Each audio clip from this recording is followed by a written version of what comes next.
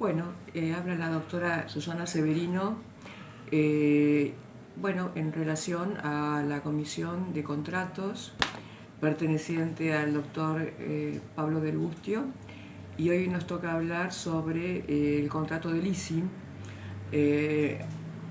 Comenzando, vamos a la charla, haremos unos antecedentes del contrato de leasing que actualmente lo está reglamentando el nuevo Código Civil y Comercial. El contrato de leasing anterior al dictado de nuestro Código de Fondo estaba reglamentado por la Ley 2444, que estipulaba que que el leasing era netamente financiero y operativo. Eh, Ahora como herramientas financieras y operativo. Luego obviamente se modificó por la ley 25.248, que fue dictada en el año 2000.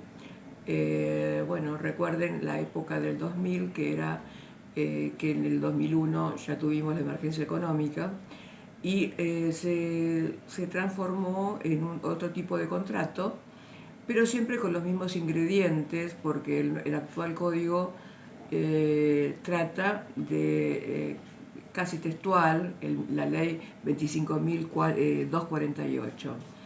¿Qué significa esto? Tenemos varias variables, digamos.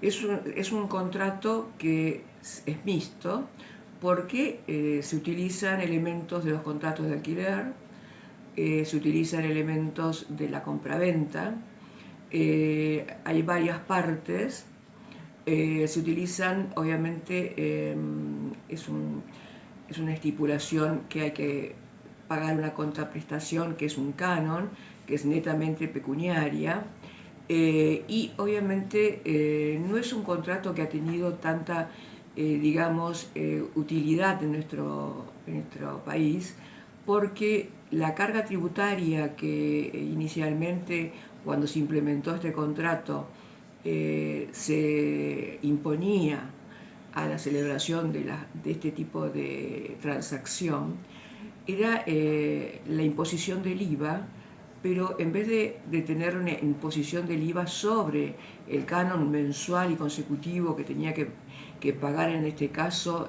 el tomador, que es una de las partes, el IVA, es decir, la parte tributaria, imponía que el IVA debe pagarse sobre la totalidad del contrato, y hacía un contrato demasiado gravoso a los efectos tributarios. El desuso, evidentemente, es una pena, porque daba la posibilidad del acceso a bienes muebles, inmuebles, todo tipo de, obviamente, de posibilidades de compraventas y locación de cosas, que obviamente imponía una restricción habida cuenta de la carga tributaria. Por otra parte, tenemos varios institutos dentro de lo que es el leasing. El leasing trae, uno de los institutos que trae es la responsabilidad objetiva del tomador de la cosa. El tomador de la cosa tiene una responsabilidad objetiva, que es la que está estipulada en el artículo 1722 del Código Civil y Comercial actual.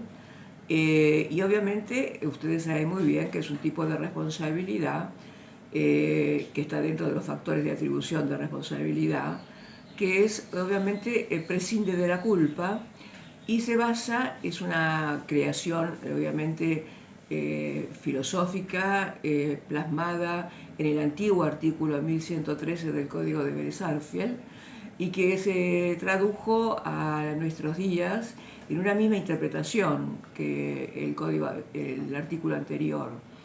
Se prescinde de la culpa, es una responsabilidad objetiva. En este caso, el tomador, al ser guardador de la cosa, debe responder, obviamente, objetivamente, con respecto a la cosa que tiene en su poder, y solo podrá eximirse de responsabilidad basada en las circunstancias que dice el código, que no son otras que la culpa de un tercero, la culpa de la víctima, el caso fortuito fuerza mayor. Es decir, que hay eximentes como las eximentes generales de la teoría general de la responsabilidad que nosotros estudiamos en obligaciones. Vamos a empezar con el concepto. Entonces dijimos que hay por otra parte, hay una acción netamente de las acciones reales que se puede reivindicar, es decir, que en este caso el dador puede reivindicar de terceros la cosa dada al tomador, ¿no? Si éste hubiera dispuesto sobre la cosa, dispuesto, digamos, en concepto de venta, puede iniciar las acciones reivindicatorias por ser el dador, el propietario de la cosa, del inmueble, en este caso, y obviamente ejercer todas las acciones correspondientes de responsabilidad.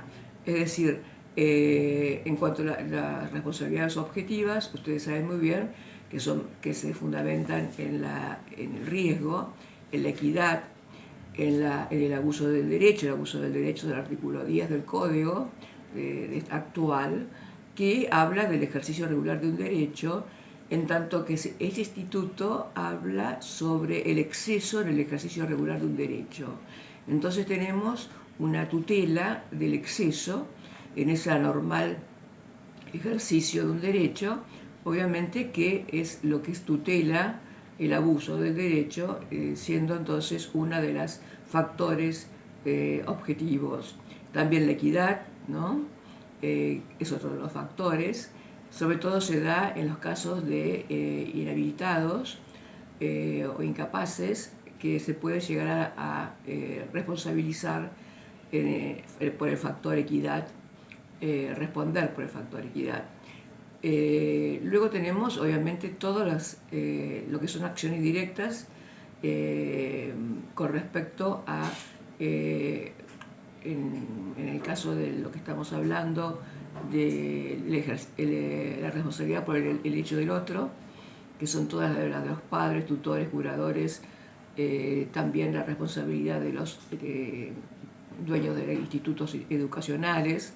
Tenemos responsabilidades por el vicio de la cosa, actividades riesgosas, por el autor anónimo, todo ese grupo de responsabilidades especiales lo abarca el factor equidad, el factor objetivo, que obviamente está también, lo tenemos en este instituto yo para recordarles temas de obligaciones que obviamente ya incursionando en contratos pueden haber olvidado.